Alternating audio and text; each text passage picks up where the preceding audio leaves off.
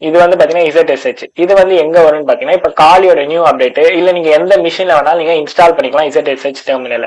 ஏன் நீங்க டெர்மெக்ஸ கூட நீங்க இன்ஸ்டால் பண்ணிக்கலாம் ZSH வேணும்னா. ஓகேவா? இந்த பேஷ் நீங்க இன்னைக்கு பார்க்க எந்த ஒரு லினக்ஸ் ஆப்பரேட்டிங் சிஸ்டமா இருந்தாலும் கண்டிப்பா பேஷ் அதுல மேண்டிட்டரி மாதிரி லைக் கண்டிப்பா இருக்கும் அப்படின்ற மாதிரி சொல்லுவாங்க. ஓகேவா? ஸோ கண்டிப்பா இருக்கும். இதெல்லாம் பாத்தீங்கன்னா இந்த பேஷ் தான் டிஃபால்ட்டா அதான் நான் யூஸ் பண்றேன். ஓகேவா? ஸோ இந்த ஃபைல்ஸ் எல்லாமே பாத்தீங்கன்னா எதுல இருக்கு அப்படின்னு பாத்தீங்கன்னா நம்மளோட மிஷின்ல இருக்கு. நான் காட்டுறேன் பாருங்க. அகைன் நான் எல்எஸ் போட்டு